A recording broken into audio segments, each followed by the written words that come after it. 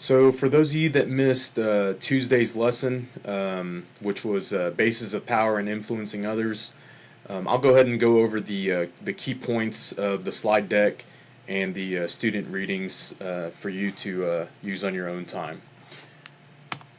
All right, so I'm going to talk about the six bases of power and the four types of influence. So the bulk of this lesson is based on work from John French and Bertram Raven. Um, and so we're going to explore that a little bit and then also tie that into Army doctrine, ADRP 6-22 Army leadership. Okay, so French and Raven said that there were six bases of power, which you can read the slide there. Coercive or coercion is typically a negative, has a negative connotation, and it basically means that using force or threats of punishment to get people to do what you want them to do. Usually, a coercive base of power is not a very positive thing. Reward, most of us have seen that in our lifetimes, especially with our parents. It's basically behavior modification, an attempt at offering something for you doing something. And as a leader, that is, those are okay to use sometimes, but along with coercive, they only yield short-term results typically. They're not great for long-term change in an organization or anything. It doesn't really develop people. It's short-term behavior modification. Legitimate power. That's probably the most relevant. I think for you as future Army officers, once you commission as a second lieutenant, that you are going to have legitimate power. You're going to hold an office, and by virtue of your rank, you are going to outrank every single enlisted person in the Army. And so when you become a platoon leader, you're going to have a legitimate base of power. You'll be the LT. And so when you give orders, your subordinates, your subordinate NCO, and your soldiers are required to obey your orders. Expert. An expert base of power is basically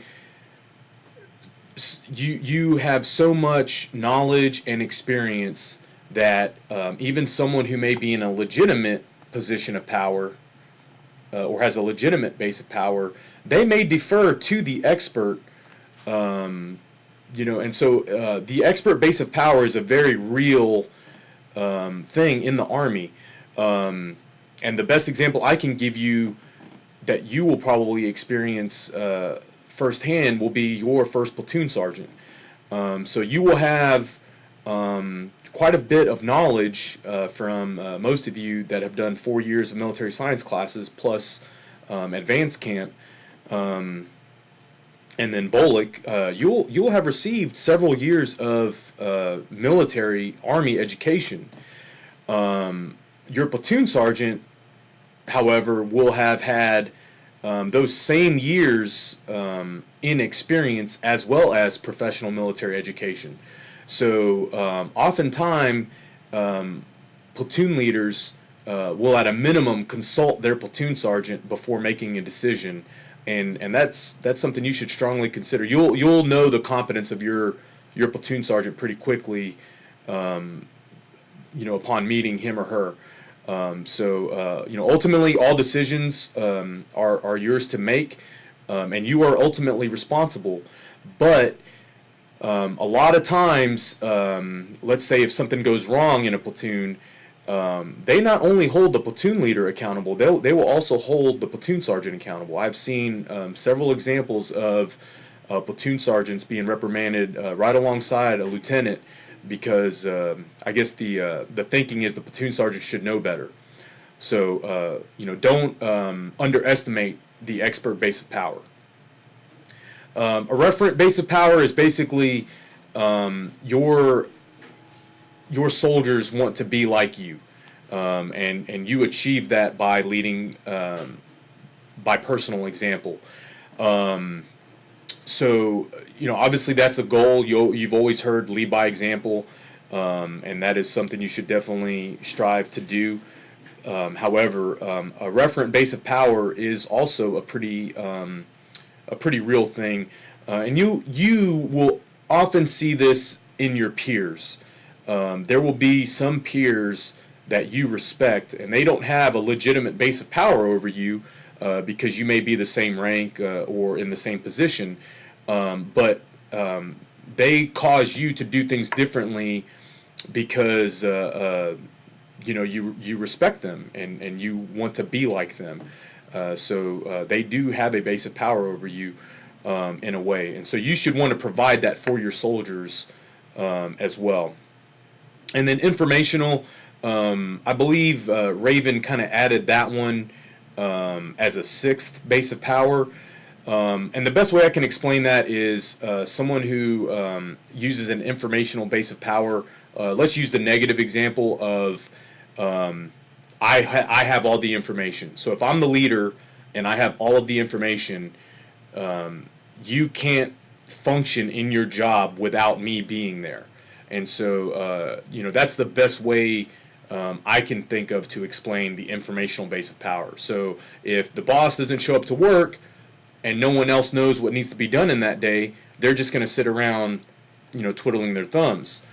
The flip side of that is you give your subordinates all of the information, and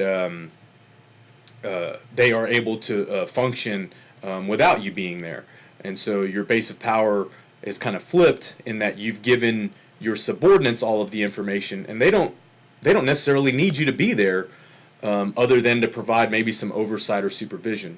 So I think the big takeaway here is you are trying to blend uh, legitimate, expert, and referent bases of power as an Army leader.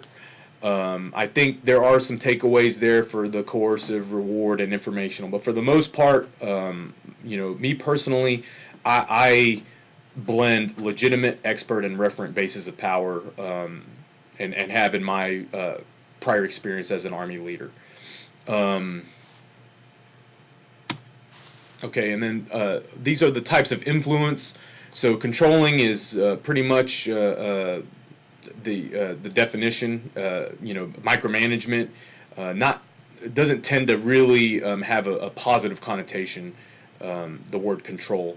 Relinquishing is also a one way, but you are giving up your influence. Developmental is like two-way. It's more collaborative. And then defensive is you are basically giving up all influence because you just don't have the information necessary to make a decision or to influence a situation. So I think a good example of the defensive approach would be if it was a legal issue. Most of us aren't really qualified on most legal matters. So we would often take a step back from that situation and say, hey, you should probably go get the advice or counsel from an attorney or something like that. You will deal with this actually as a platoon leader when your soldiers have legal issues. You shouldn't give them much advice other than to get a lawyer, and we will talk about that more. I think later this semester, but I think you will get some of the legal classes in your MS4 year.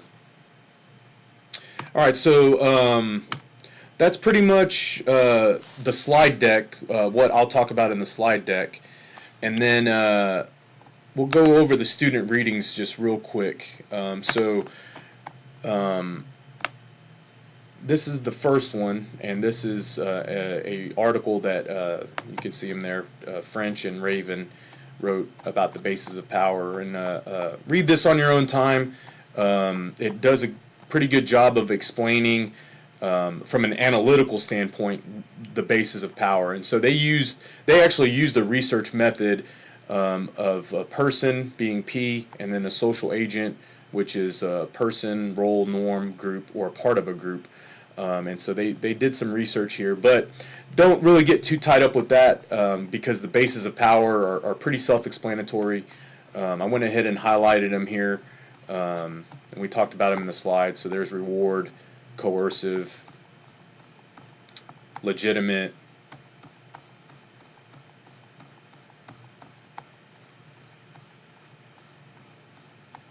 so it's a pretty lengthy read. Referent, all right, and expert. So you could read that for a further explanation of the bases of power. Informational was not on here, I don't believe, because I think Raven added that later. Yeah, so informational is not here. It's just 5, and then in your other student handout, I think they do talk about it. Yeah, so they break down again the 5 bases of power, and then they talk about the informational base of power as well.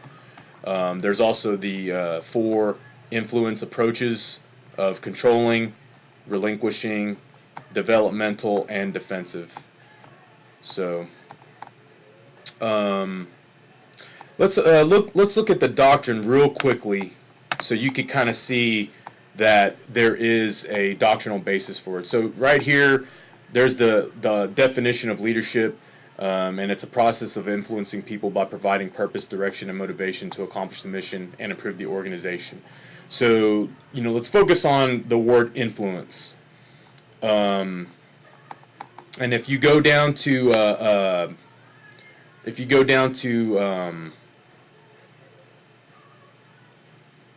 chapter 6,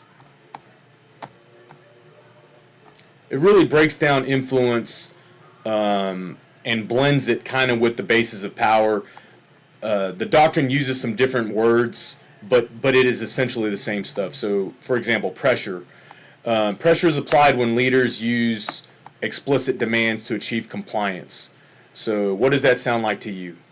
That sounds like the controlling method of influence. You've got legitimating. All right, so remember, in the base of power, there's the legitimate base of power, and the definition here is that leaders establish their authority as the basis for a request. Exchange, an influence method that leaders use when they make an offer to provide some desired item or action. So what does that sound like to you? So you see it right here, reward. Okay, so that's kind of like the reward base of power. Personal appeals can occur when the leader asks the follower to comply with a request based on friendship or loyalty. All right, so that might be kind of similar to the referent base of power. Personally, I haven't used the personal appeal a whole lot when asking soldiers to do something. That